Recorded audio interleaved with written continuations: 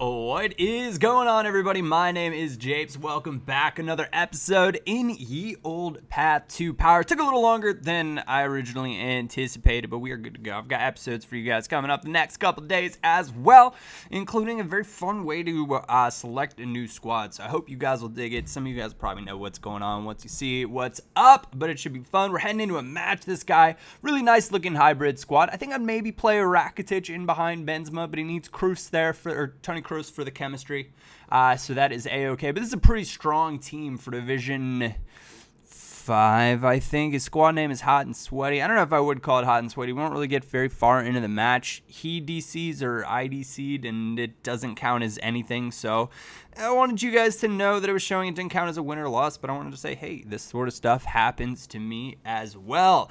Now, I want to talk real quick about the score prediction that I had for Bayern in the Champions League earlier this week. I predicted a 4-0 win, and it was a 5-1 win. I was so close. So a lot of you guys on Twitter told me I was crazy for that sort of prediction. Take it back.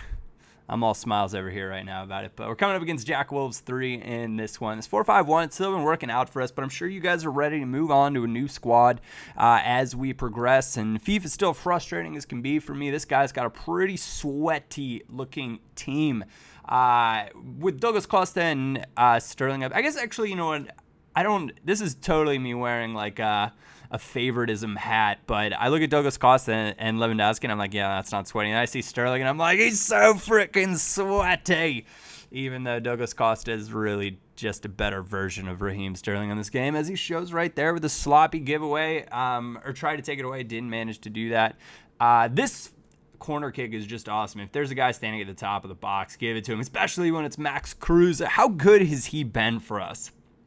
I wish that I had gone through and looked and seen exactly how many goals he scored for us at the end of this. I don't know maybe there's somebody out there that keeps tabs on exactly how many goals are scored with some of these players when they start doing really well for me. If you could tell me how many goals Cruz has scored for us by the end of this episode, that would be amazing, because he's been phenomenal. For 20,000 coins in an inform, he's scored loads of important goals and scored all kinds of goals as well. His right foot, his left foot, his head, volleys, crosses. Actually, no, if I scored a volley, well, a ground cross kind of for taking first time. So maybe not a full volley sort of thing, but he sure would be capable. So he's been very, very important for us. Gets another goal in this one. We win by a margin of 2-1 after that sloppy start in the first 3 minutes. We managed to pull it back. So that is a good feeling to kind of come back along that one. Our record 34-3-3, not too shabby, but I still feel like I'm learning this game, and I still get just as frustrated as you guys do, or many of you guys do, with this game. It's kind of a love it or hate it this year. And then I really sway back and forth, because there are things that I absolutely love. So I looked at this team and I was like, the only way to describe that is, that's a cute hybrid. It's really, I mean, you're using a lot of players that aren't necessarily the best players at their position, but you incorporate all sorts of different things in, and it's a crazy looking hybrid.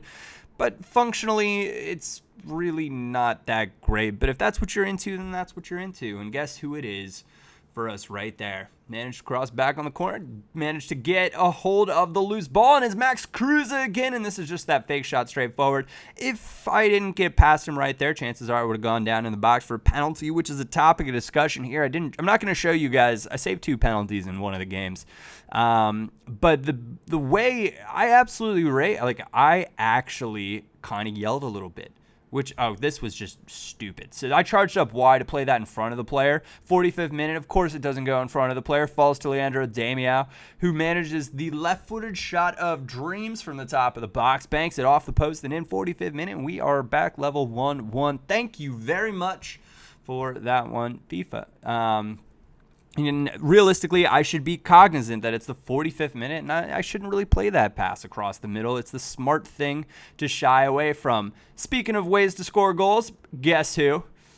Max Kruse popping up again. This time he's not at the top of the box. He didn't decide to go stand out there. He's somewhere inside the box. He managed to get the old noggin to it, nodding it away to make this 1-2-1, give us our lead back, and that's how that would come to a close. So he's made the difference for us now 2 games in a row. absolutely phenomenal. But the penalties in this game are absolutely ridiculous. Like, the way players go down, when they go down, how they go down, it's just an absolute head scratch, and it's infuriating a lot of the time. Now, of course, it's a double-edged, or it's two-sided, because a lot of the times I don't really remember how many penalties I've had that are really beneficial for me, right? It's only the ones that happen against you that really stick out in your mind. So I have to try to remember that, and I do when I kind of step away from it. But in the moment, you're like, come on, FIFA. This is absolutely ridiculous. How are you doing this to me? Why are you doing that? What have I ever done to you?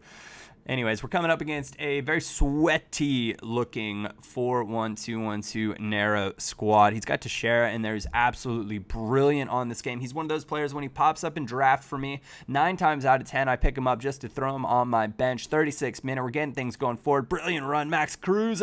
He's one-on-one, Juan Jesus. Not going to really beat him for pace, but does enough. And I thought that was inside the box. I got by him. Kind of skinned him a little bit. It's outside the box. We're going to give it to the other main man in this team, Gonzalo Castro, and that is a brilliant free kick curling effort over the wall, giving me a 1-0 lead. These two guys are absolutely staples for me if you're looking for a German kind of a budget team. Well, Gonzalo Castro, if you're looking for a budget German or Bundesliga squad, you have to have him in your team. And Max Kruse, if you want just a budget, cheap in form, absolutely put him in your team. So those are 2 recommendations off this squad. The 1-goal effort, the difference in this. Now, I did have some more chances, but I could not make the most of them. I'm not really a clinical finisher this year. Sometimes I still am not just great when I get it in the box. We've got about 10,000 coins. It's time to switch up the team, so I'm going to go ahead and slowly make my way through to kind of show you guys what I'm listing everything for, because I don't think I really showed you very well what I bought players for, so you can see what it's up. I'm going to list all these guys up overnight, as I like to do when I sell players on, because listing them overnight, there are fewer cards on the market, and chances are they're going to, because there are fewer cards, they could sell for a higher price. So if you put up a buy now, that means there are less buy nows for you to compete with, is basically what it boils down to. So think about it that way. If you're competing for less, chances are you could sell for a little bit more, and that works. It's just a nice little bit of FIFA-nomics. It's the way things, the way the cookie crumbles, if you will. So we'll have some coins to play with. I might do a little bit of trading here, pending how the new squad plays out. But if you have a formation that you would like to see, leave it in the comments section down below. I'm doing pretty well this year, kind of switching around formations, better than in past years. In past years, it was false 9 or bust, 3-5-2 or bust. Those have been kind of my formations of choice of late. And this year, I've been able to, 4-5-1. We did 4-1-4-1. We've done a 4-3. We've done 2 variations of the 4-3-3. So, I'll get frisky with whatever you guys are feeling like suggesting in the comment section. Anyways, I want to say thank you all so very much for tuning in. Look forward to reading your comments down below. Other than that, my name is Japes, and I will catch you all next time.